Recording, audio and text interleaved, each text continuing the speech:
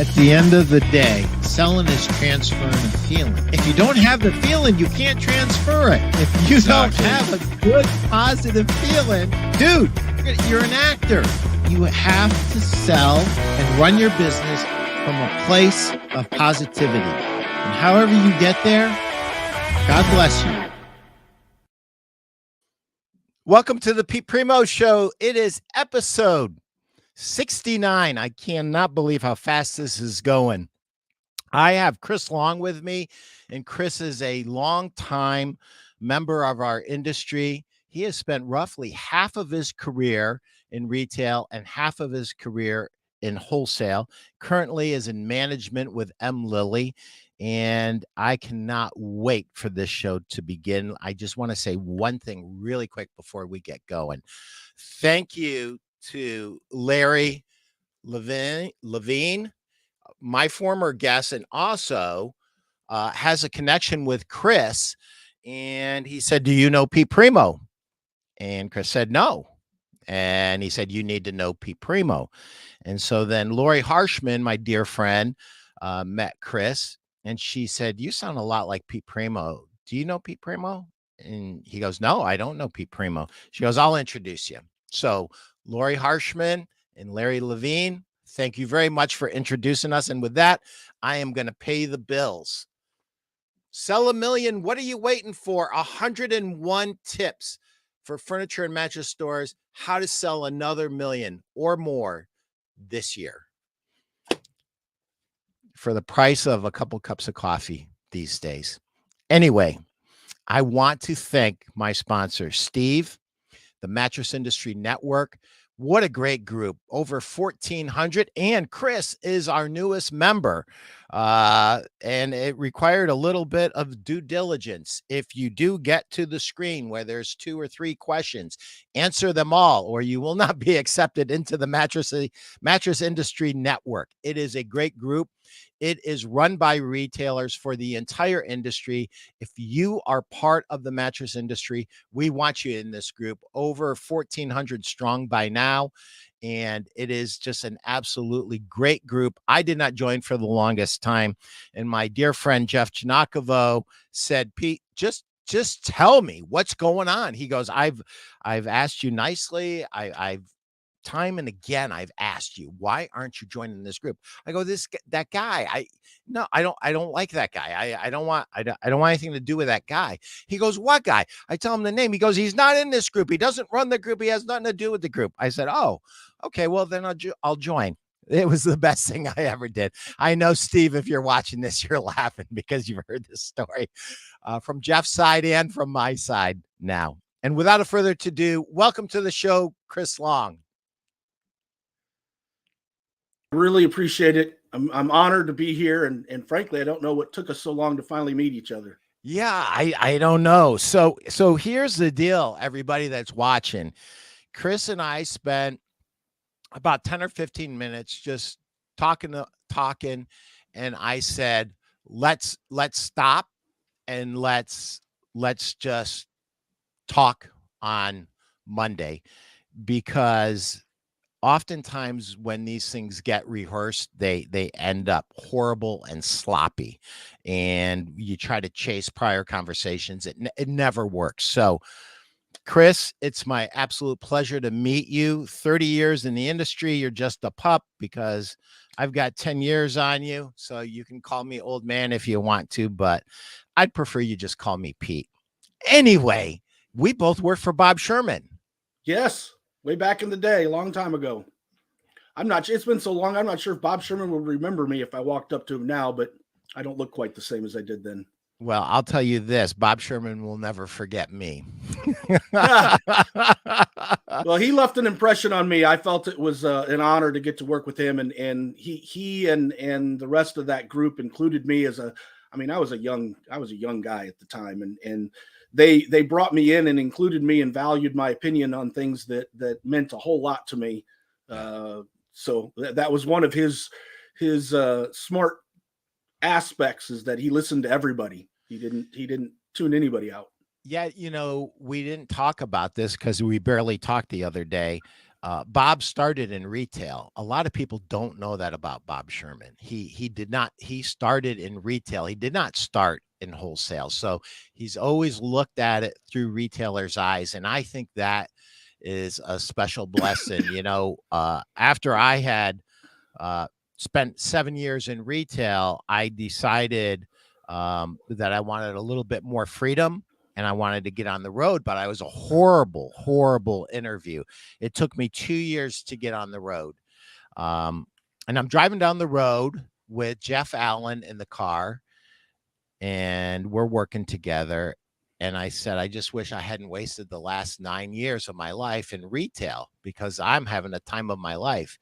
And he said, Pete, you don't understand.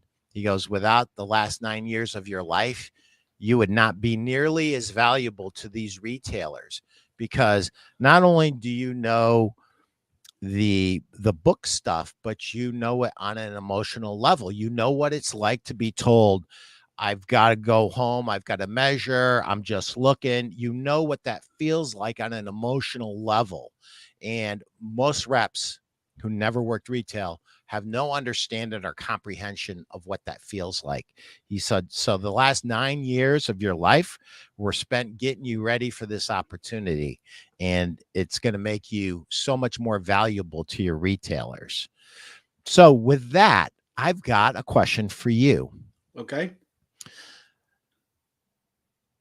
You've been at this for 30 years. What is the number one consistent mistake you see across the board made by retailers, both big and small? I'm going to come at this sideways. Go ahead.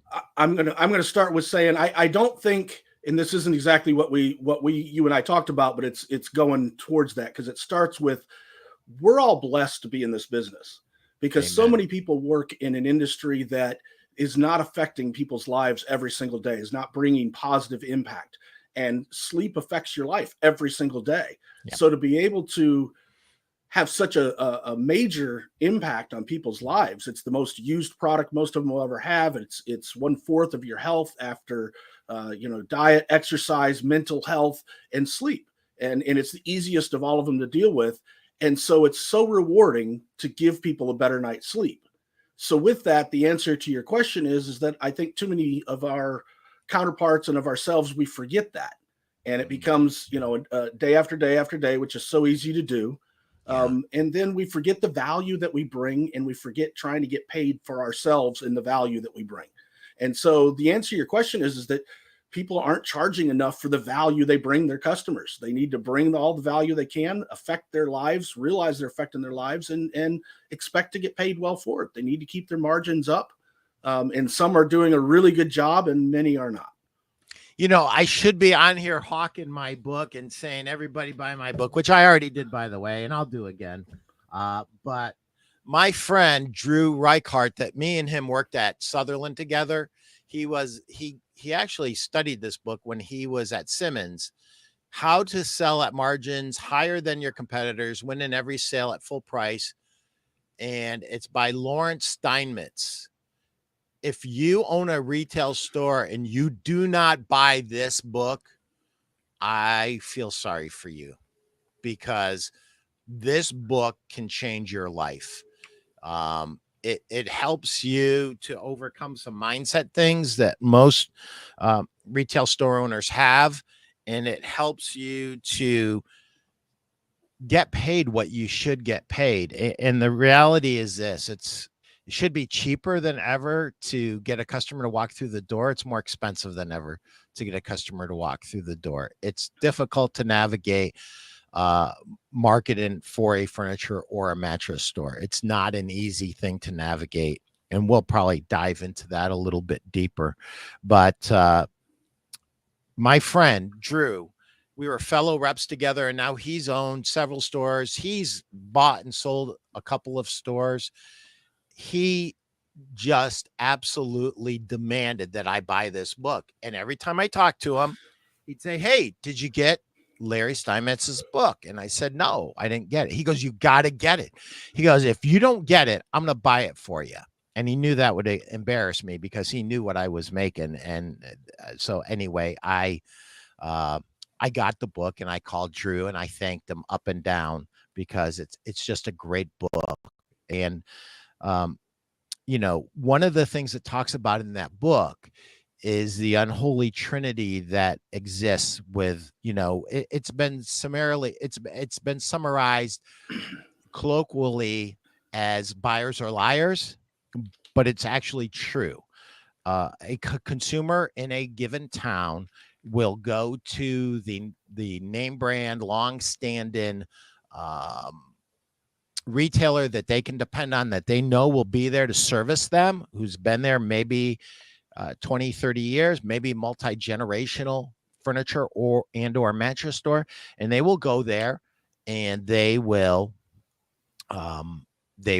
shop and they will make a decision that no matter what happens, we're not going to buy there. We're going to go and we're going to look somewhere else. And then what they'll do is they'll go to a discount store and then they will try to get the name brand guy with the good reputation and with the inventory, right?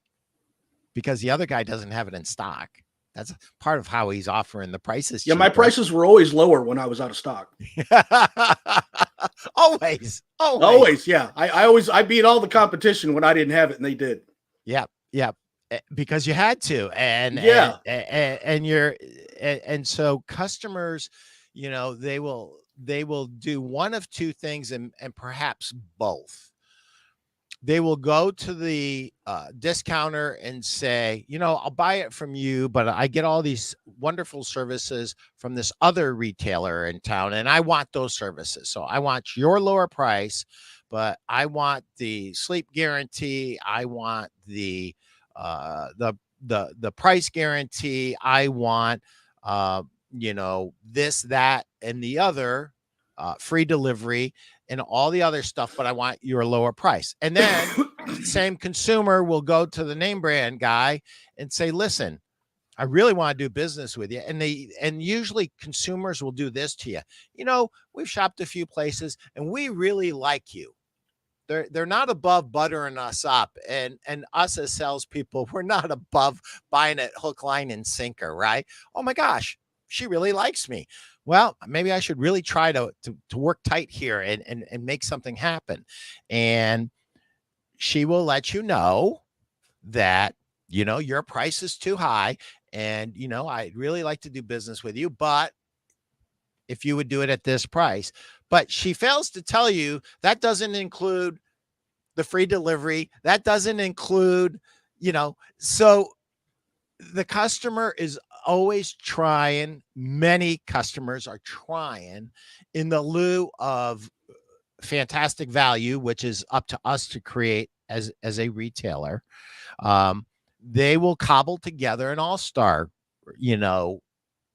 award-winning all-star offer that combines the best of all that they've seen in their shopping expedition. But at the end of the day, they want to do business with the guy or the gal that has the inventory and they can get it quickly once they've gotten themselves to that point. What say you about all that? Well,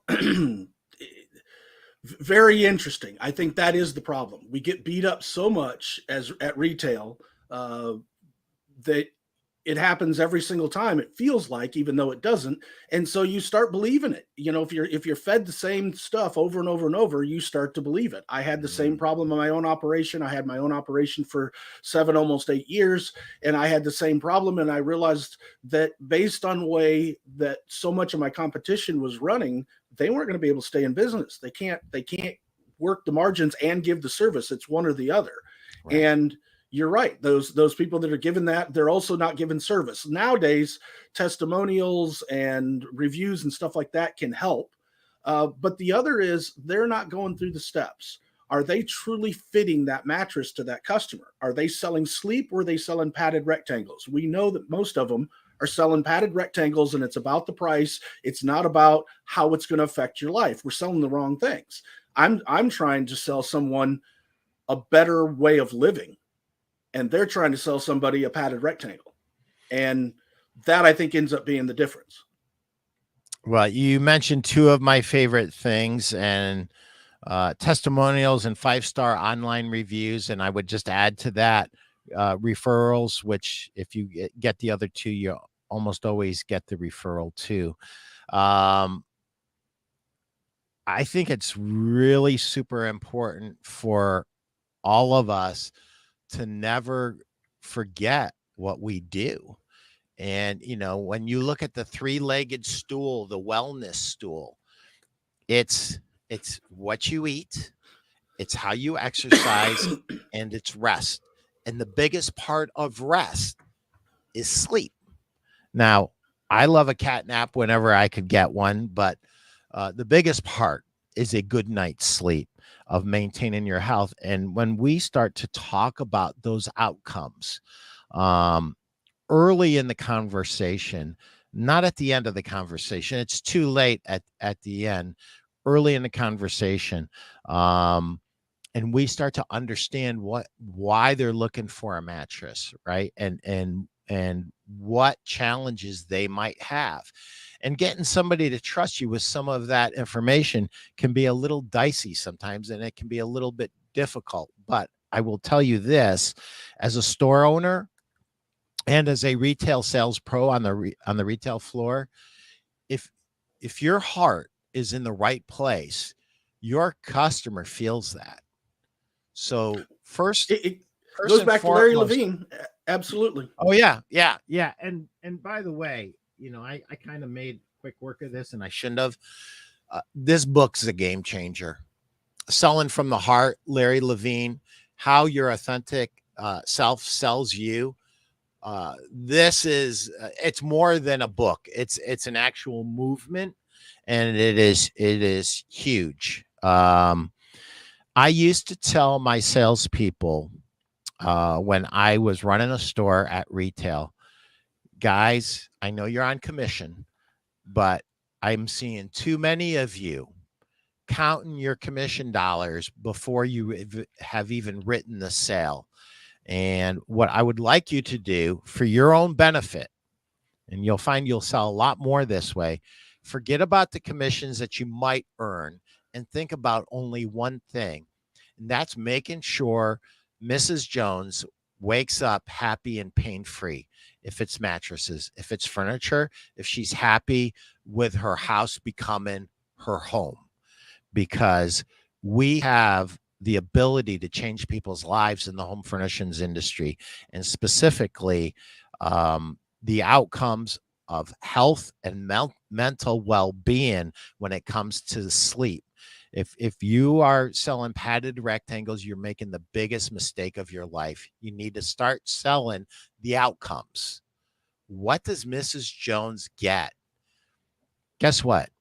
She gets more energy, she gets more health, she gets happier and better relationships. If she's sleeping better, Mr. Jones is probably sleeping better. Or so think about the outcomes. What do you do? And go, and if you're not sure what your outcomes are, and I already told you what your outcomes are, and, and so did Chris, and so did everybody else that's ever come on in this industry on my podcast, tell you that's the outcome. But if you're not sure, ask your customers who are happy, who gave you a 5-star online review, who gave you a testimonial.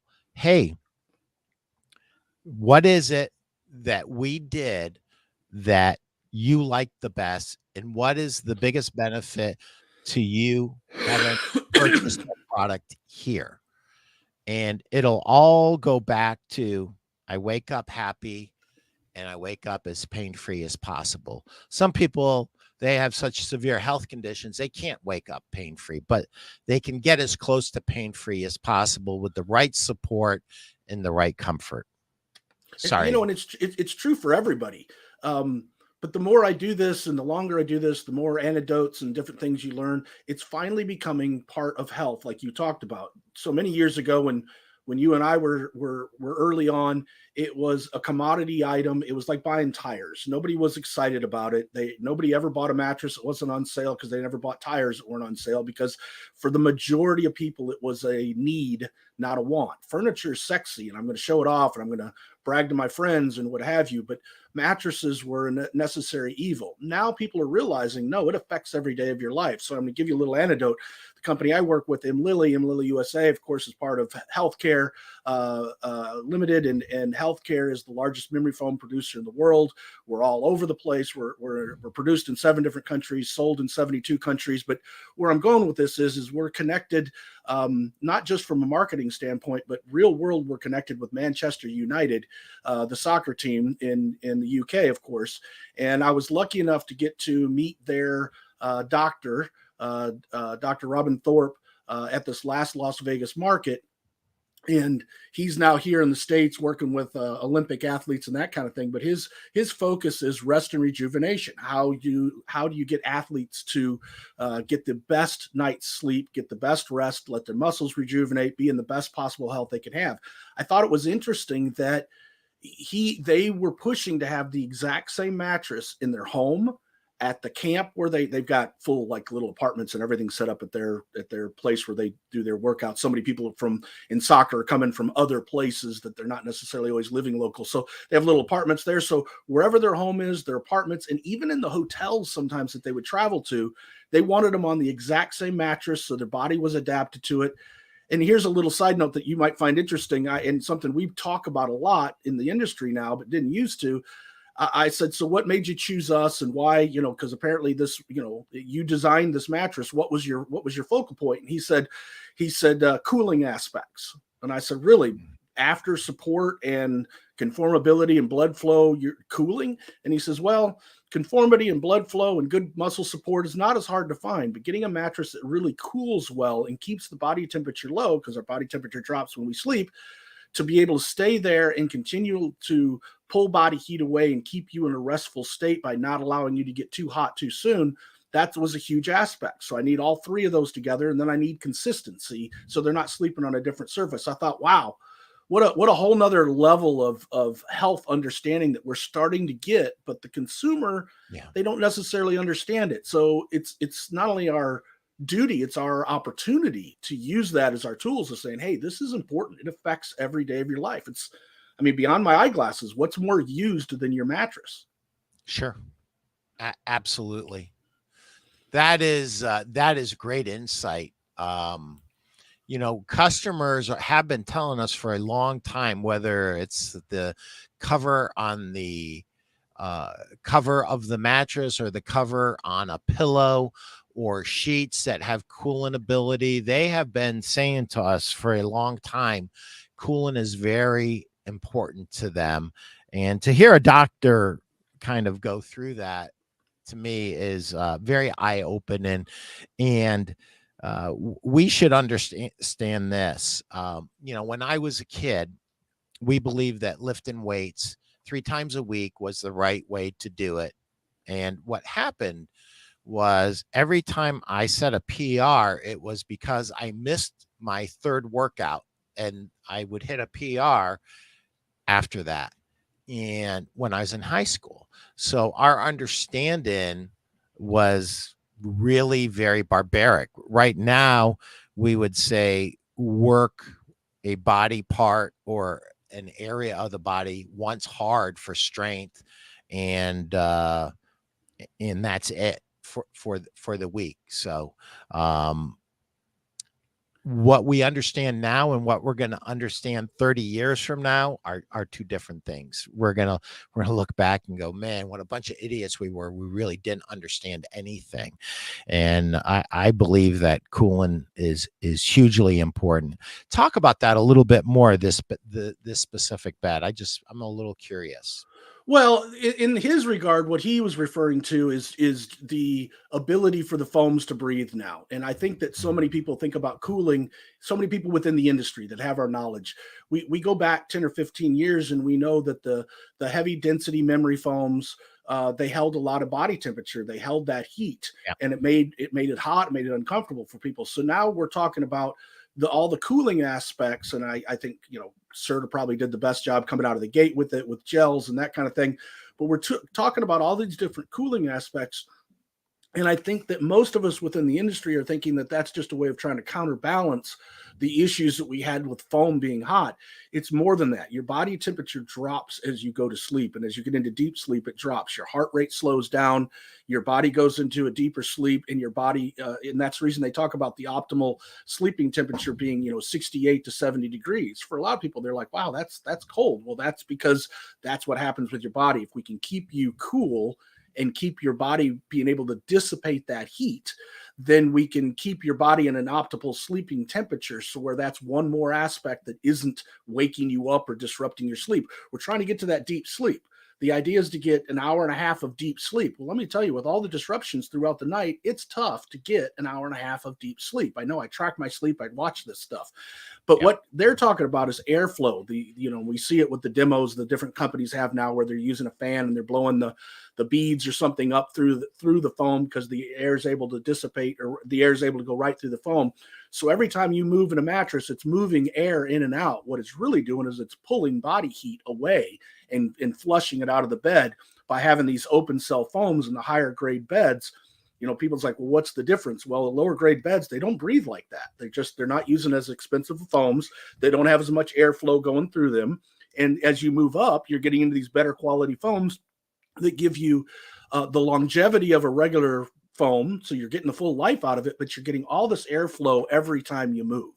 And, that was his big deal. He's like, it's not hard for me to find support. I mean, we know that supporting the spine and allowing the muscles to relax, that's number one. Number two is getting that conformity so we can get blood circulation going through our body and get the toxins out of the muscles and all that stuff. But number three now is keeping the body from getting too hot, because that causes the body goes, oh, I'm getting warm. It must be time to wake up. And it totally disrupts our sleep cycle. Chris, I'm writing down questions as we go, and I'm not going to have enough time. I can see it already. I knew this was. Oh, does that mean I have to come back? Yeah, I absolutely. Hope so, everybody, it's halftime, and you know what happens at halftime? 101. This is chapter 101 at Chris's request, actually.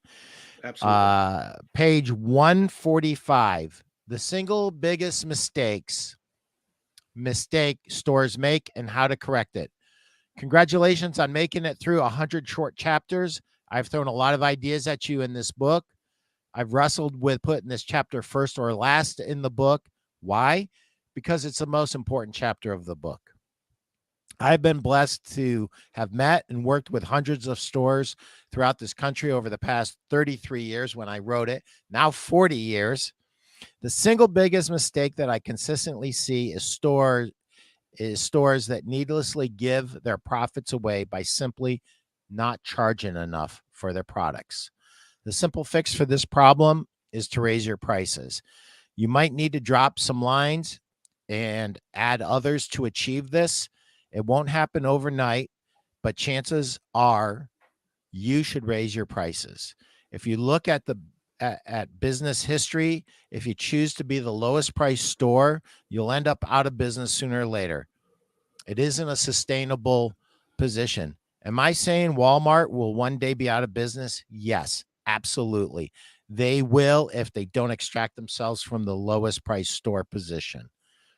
There was a store called Woolworths. They were the lowest price store position before Walmart was even a thing.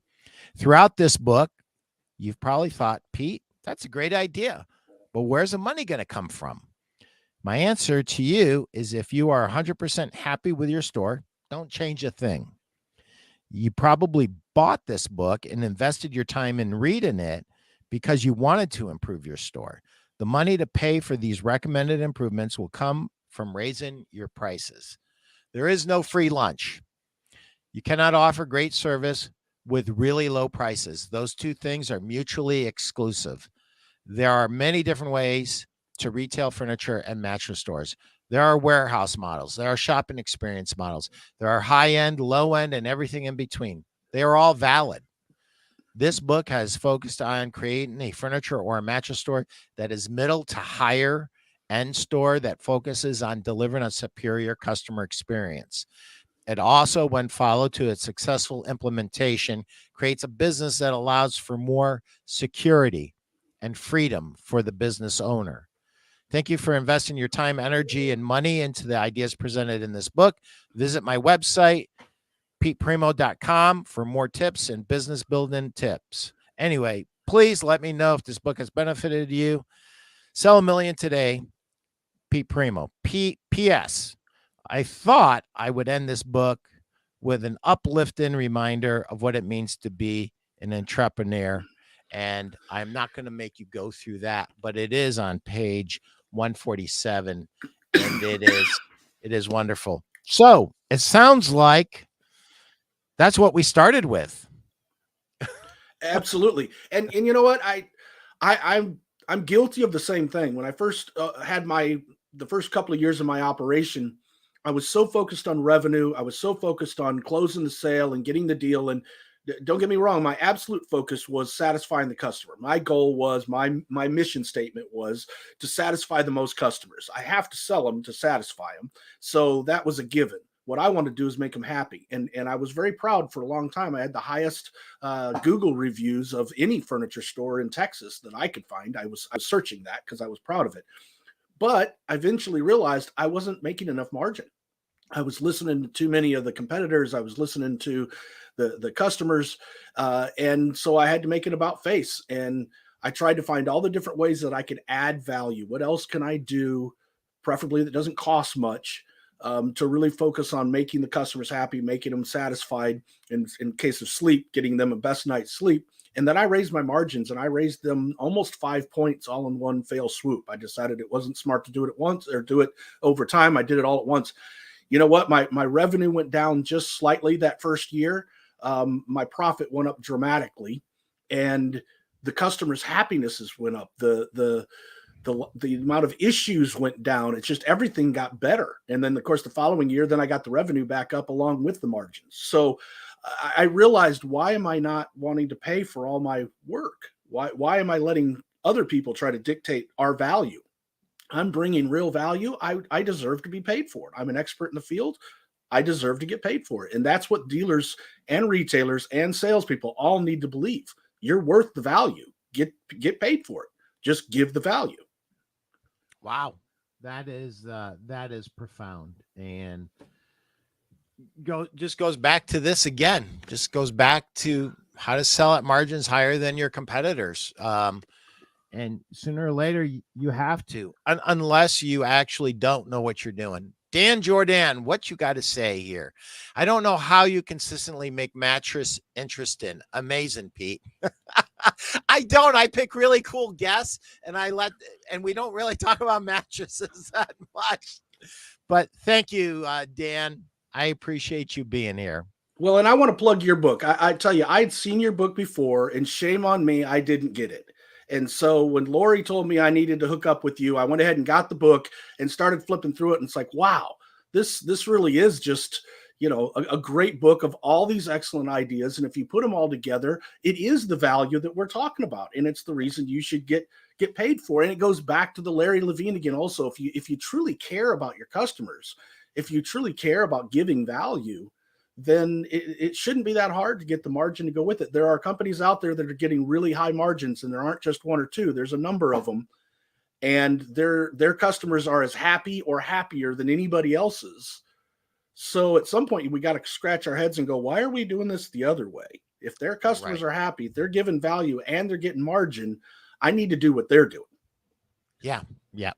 100%. And interestingly enough, this book did not come out of my imagination. This book is over 30 years of experience with retailers. And in some instances, I used their names when I had permission. In other instances, I did not use their names, but I didn't dream up anything that's in that book. There's not one original quote Pete Primeau idea in there. I'm a student of the industry, and absolutely, and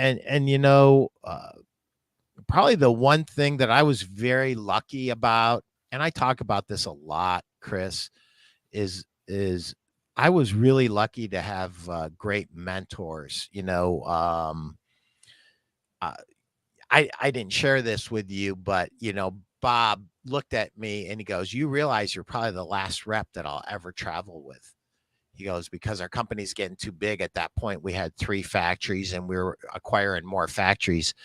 And he goes, "And I know what you're doing, Pete Primeau." I go, "What am I doing?" He goes, "You're taking me to dealer after dealer after dealer, and you're just trying to bury me." He goes, "There's no way you work like this every day." And I looked at Bob and I said, "Bob, I work like this every day. And the reason I work like this every day is because this isn't work. I can't even believe I'm getting paid for this, dude. Are you kidding me?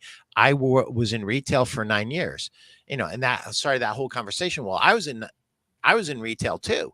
He was in retail when he was in high school, trying to go to high school.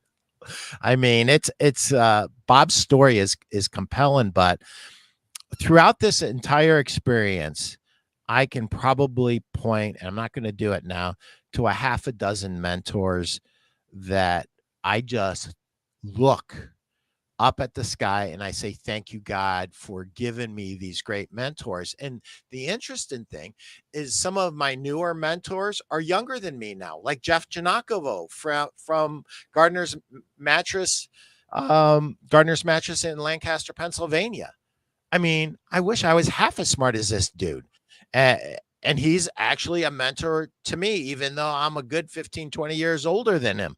But mentors are everywhere. They're in every aspect of your life, too, I might add.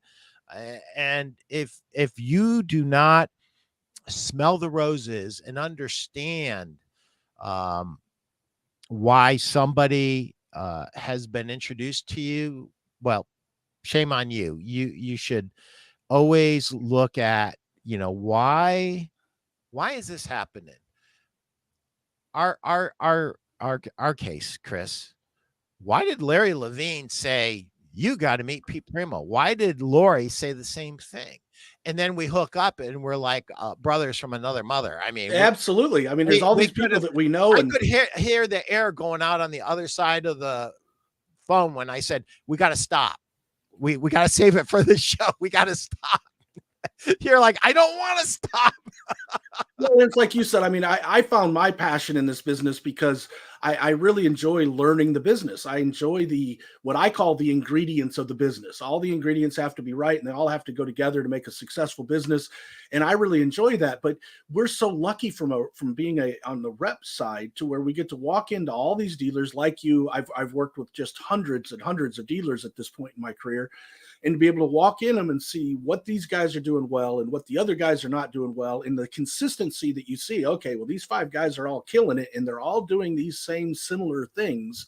Right. These guys aren't killing it and they have this similar trait. I mean, it's fairly easy.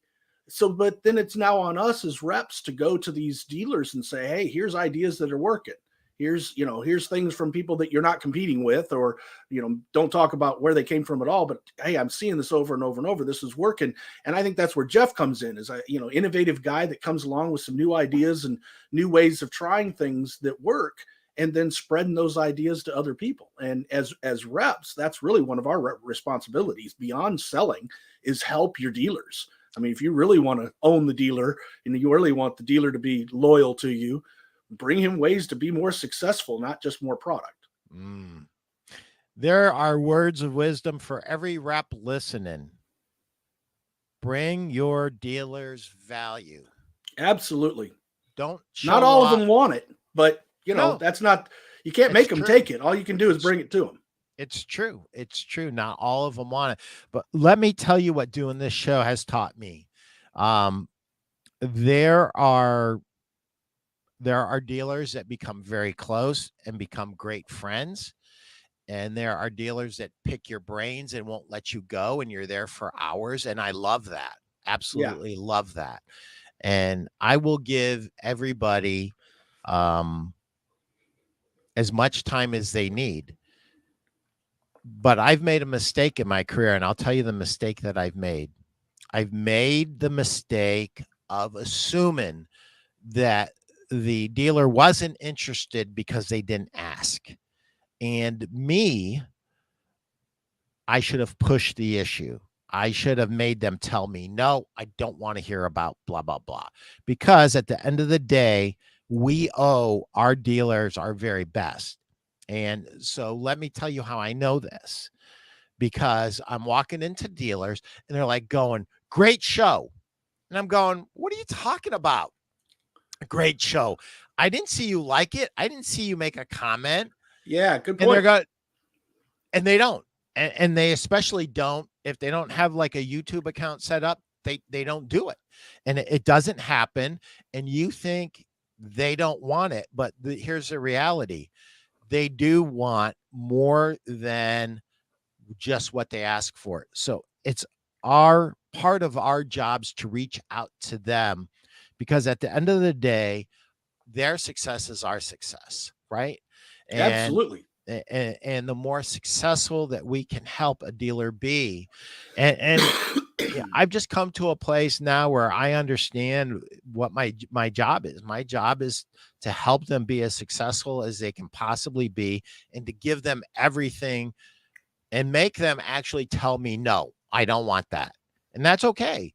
And listen, I've been doing this for 40 years. I don't have a bone in my body left when it comes to rejection. I could care less. I don't care. That I'll tell you, this is the truest thing. It's in my office all the time. I don't even know if it's going to come out there. Tommy Hopkins, Tom Hopkins. the Champions Creed. So I'll read this to you guys, and I read this every day, and I live by it. I am not judged by the number of times I fail, but by the number of times I succeed. And the number of times I succeed is in direct proportion to the number of times I can fail and keep trying. And I've lived that for many, many, many years. And I just think it's up to us to push it. So, do you know how I met Jeff? No, I don't. And I have not met him. You have to meet Jeff. I'm aware of him because of his writings and such. There's Mr. Dan Kennedy. I was at a super conference trying to learn more about marketing because I had a very scary thought in my head. I've been very successful. I've been very, very blessed. What am I giving back? What am I giving my dealers? Am I working hard to make sure all of my dealers are successful? Because if I'm not, what am I doing with my life? Yeah, so absolutely. I said this to myself. When's the last time you increased your marketing knowledge? The last time was when I worked for Bob and Jeff and Barbara. That was the last time. And then I had a scarier thought. What if everything I learned was wrong? So I became fanatical. And I met Jeff in Florida at a super conference, at a Dan Kennedy super conference. And I wanted I got introduced to him, and I wanted to talk to him after the conference was over. And I saw him. And he was writing so fast that smoke was coming off of his head. And so I understand what it's like to be in that kind of flow. And I understand how fast your ideas can leave. So I didn't want to interrupt them. And I've told him the story 100 times now. I said, I know what that feels like because it happens to me. I have a joke with my wife, Jenny. When my ideas come, they come at me so hard and so fast that I can't even say them as fast as they come into my head. And even if I had like 5 secretaries around me that could all take shorthand, I could keep them all busy when it's flowing. Alan Eisenberg. Alan, how are you? One of my good buddies. I worked with Alan at Protect a Bed, and Alan is a mensch, an absolute gentleman, professional, proud to know you. And thank you for for supporting Chris and for saying hi, Alan. That's unbelievable and I great. worked for Alan for not nearly long enough. I would have liked to have worked with him and for him for much longer, but luckily we became friends, and I'm blessed for that. Alan is just a great person. Alan, how's retirement, buddy? And I'm going to make you a little prediction that you don't even want me to say, but I'm going to say it. You are part of us, and we ain't going to let you go. So don't kid yourself about being retired. I mean, listen, I don't know what your hobbies are.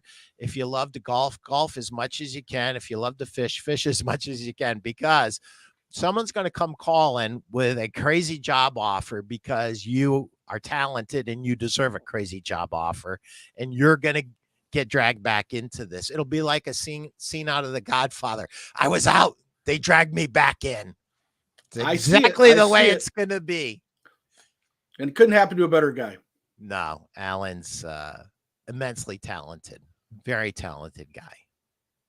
So what were we talking about, man, before I start talking Alan? Just, padded rectangles and better sleep. So listen, you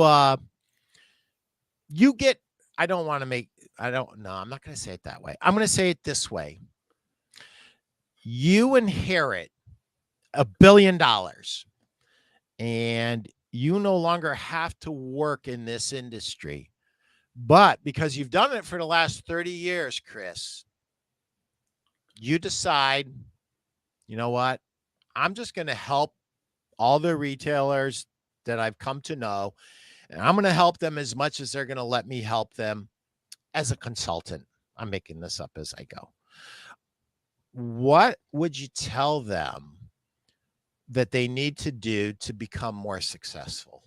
And I know there's no two stores that are alike. I know that different clientele, one of the things that I learned when we were doing the Chicago Blitz, I don't know if they ever talked about this, but I organized the Chicago Blitz, and we developed about $2.5 million to $3 million of business off of this Blitz. And basically we brought in our entire sales team when I was at CERTA in pairs of 2 over a 3-day period. And we hit every store in Chicago. Okay. And the business that was developed off of that was $2.5 to $3 million. What I learned going down this one street in Chicago, I think it was called Milwaukee Avenue, is that just because you see 2 stores side by side does not mean they're competitors. So I would go into the one store and, got pretty good reaction. I go, okay, like make a note. We're probably going to follow up and do business with this. So then I'd walk into the next store and I'd say, hey, the other guy next door was really interested. And, it seems like your store is very similar to me. And he would go, no, we are completely different. He's Spanish speaking, I'm Spanish speaking, but he only does layaways, and I actually put money on the street. I'm a credit house. We're completely different. And by the way, when you go down and you see these Russian stores, there's discount Russian stores, there's layaway Russian stores, and there's Russian stores that put money on the streets and finance the furniture themselves. So they're all different. And I'm like, oh my Lord. So no 2 retailers are the same. They have slightly, even going across the street, I've heard that people didn't like their store and they had a successful store and they moved across the street and they killed their business. And it's like, yes, how do you even make this stuff up? But it's true. Yeah. And so given the fact that, no 2 stores are exactly alike, but if you look at commonalities between stores and you look at things that you see the super successful stores doing that could be implemented by smaller stores or medium-sized stores, how would you start your consultant business? Like, what would be the advice you would give them? I'm trying to give our viewers free consulting. Well, I mean, and that's kind of like my ultimate goal. I'd love to be a consultant. Because that's what I enjoyed the most was helping, first at retail for my 20s, it was helping customers one-on-one. But as I moved up and I got into wholesale, it was working with these guys, like you said, that become friends. And how do you take ideas that you find and see other people doing and find a way to implement it with them? Best practices. How do you get them to take on best practices? But, to the answer to your question, so much of it is just plain discipline, and it's not easy. It's figuring out. I noticed you've got Michael Gerber in your book. In his E-Myth, he talks about the different systems and the processes, checklists, all that stuff. I mean, that's part of it, but so much of it is the discipline you talk about in your book also, being able to say no. The dealers that are getting higher margins, they aren't worrying about the guy that's saying, oh, you got to give it to me cheaper. You got to give it to me cheaper. They're letting them go if that's what they have to do. It's like, this is the value I bring. If that's not the value that you want. And as a salesperson, if I've made sure that customer understands the value, but they don't appreciate it, then maybe they're not my customer. Maybe I need to work on the ones that are focused on having, or being interested in value and willing to pay for it. And there is a lot of those people out there. So to try to sell everybody and not be disciplined to focus into a niche, and a niche that's profitable. And again, back to the same thing. How do I give more value than my competitors so I can there in turn charge more for it and get a good margin? I'm not trying to take anybody's head off, but we've gotten into this who can be the cheapest, and everybody suffers from that because the customer's not getting value. Right. They may not even be getting the right bed. The retailer's struggling to make ends meet, and so they're not giving the service they could give. It's a terrible scenario. The better scenario is let's give the ultimate value. Let's charge reasonable margins for that, so we can continue to give that value and try to find even more value to give, and go for the customers that do that and have the discipline to say, I'm sorry, sir, maybe this isn't the right fit for you. We're selling the ultimate value, and maybe that's not what you're looking for. Okay. Do you find that most retailers actually physically shop their competitors? I find that most don't. Yeah. All the more reason why the reps become so important. From the rep standpoint, how many times did you say, well, my customers, as if their customers walk on 3 legs instead of, 2, like everybody else. Yeah. And it's like, no, your customers are not any different. They're still humans, and they speak English, and they have the same mix of everybody else. Your customers, there's exceptions obviously to every rule. There are some places that I've worked within the big cities that, you are in a niche of different groups of people, but by and large, it's amazing how many retailers think that their customers are totally different. I remember with all the years of Ashley, not having all the covers to pick from, or, oh no, my customers, they require, you got to have swatches for sofas. If you don't have swatches, then they don't. But 80 to 90% of all the sales are in the sofa color and swatch that was on it at the market when you bought it. So we know that the majority of the sales come in that. Why do you think your customers need to they don't? And we get stuck in these beliefs that we've got. And even when sometimes other people are busting through those beliefs, it's hard for us to follow them through. Yeah. Yeah. So discipline, and the discipline to realize that, maybe other retailers have lessons that apply to your business instead. Hi, gents from Bancroft, Canada. Yeah, that's cool. Who's in Bancroft, Canada? Is that Pat Tinney? Who is that? Who are you, Facebook user? Is that Pat Tinney? Forgive my cold. No. Listen, when you told me you were feeling sick today, I was like, oh, here we go. No, I wasn't going to do that to you. I was too excited about doing this. I'm still excited, but yeah, I was feeling really rough yesterday. So I'm glad you're feeling a little bit better. I've always been amazed at my dealers' unwillingness to shop their competitors. Hey, Pat. There we go. So, okay. I've made a commitment to Pat that he doesn't know about. Buy this book, Perpetual Hunger by Patrick Tinney. Why? If he supports me, I'm going to support him. Unlocking Yes, Negotiating book by Patrick Tinney. And I'm going to tell you something. You got to get this book right here, the bonus round. So Patrick, Chris, was writing notes. He was an executive in the advertising industry, and he did an unbelievably great job. He innovated some of the products that you'll recognize from your career actually started in Canada, and Patrick was the force behind some of the products that exist today that didn't exist before he started. So in the bonus round, you kind of get a real glimpse into what consultative selling looks like, but then you get this other view of all of this behind the scenes advertising stuff, which if you're a rep about our age, is fascinating, because a big part of our job is marketing and advertising, absolutely helping that door swing so our dealers can stay in business, right? Yep, absolutely. And yet we focus so much on trying to close the sale when a lot of times it's easier to swing the door than it is to close the sale. So get more people in there and maintain the same closing ratio, and your sales go up the same way. So marketing is a big part of what we do, and being knowledgeable of it and being able to bring again those same ideas to other dealers, non-competing dealers. It's a big part of what we do and should be doing for our dealers. When you worked for Bob, did he still do the Marketing Star?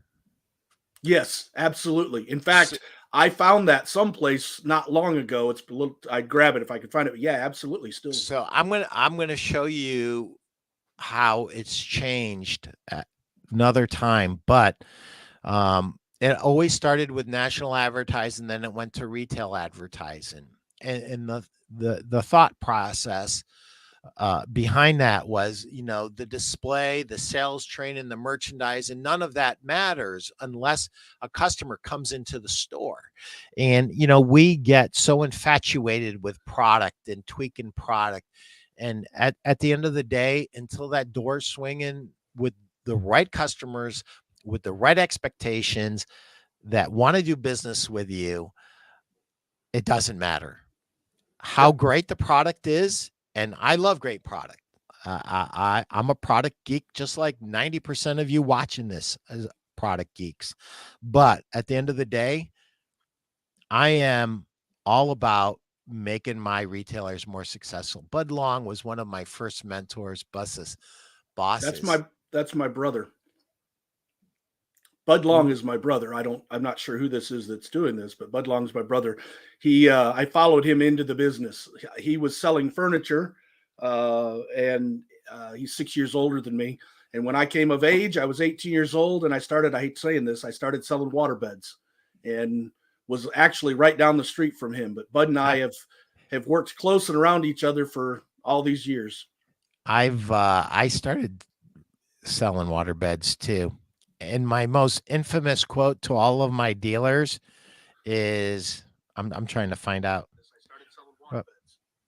And hold on. Actually, right down the street from him. But Bud and I Alan James Short, my boss at Harvest. Bud Long was one of my first mentors. So James Short was saying to you, Chris, that Bud Long was one of my first mentors. I think at James Ashley. and I know each other. James worked at Ashley for years. Yeah. I could do this for hours on end. I have to show you after the show is over what I created, because it explains retail, and it basically is the modern interpretation of what Bob started so many years ago. And that I found the original that was done in the 60s by Sealy. I actually have a copy of that. So I thought the Marketing Star was Bob's. Bob stole it from Sealy. Oh yeah, no, great ideas. It was called something else. He renamed it, added a couple twists and turns to it. I've renamed mine too, and added quite a few twists and turns because the business has fundamentally changed. Evolve. And it's good to have a framework to analyze a business. And it's especially good for you as a retail store owner to analyze your own business, uh, putting your ego to the side and analyzing your business, and then analyzing your competitor's business, and the fact that you don't want to give them credit for something. Fight that urge and give them credit for everything you should give them credit for, and then compare. And you're very quickly going to see where you can improve in areas of improvement that we all need to make. And I would say this, unless that door is swinging more than you can handle, focus in 100% on your marketing and your advertising. And, obviously personnel things come up every day that you've got to put out the fires. I get that, guys. Listen, I could go on and on and on. You always get the last word because you are my guest, Chris. But before you say your last word, tell us somebody that watched this show and they're saying to themselves, hey, you know what? I have some questions for Chris. I want to get a hold of this dude because he sounds like my kind of a guy. Chris, how do people get a hold of you? The LinkedIn account you guys just put up. And I can also give my email. I'm happy to do that. I think I gave it to you before, or I can just give it to you now. Sure. Well, I've got an MLILY account at just chris.long@MLILY USA. Okay. Or my personal account, which is celongiv@gmail. All right. Yeah, I'd love to hear from anybody.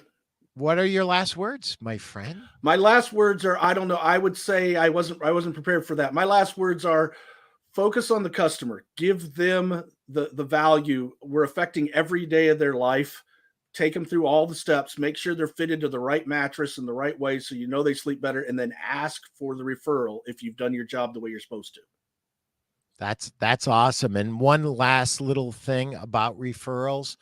Anytime your customer is giving you a compliment, you should gently push them away with something like this. Oh, you're too sweet. That's very nice of you. Whatever, and kind of push away. And then they say, no, I really mean it. You guys are really an awesome company.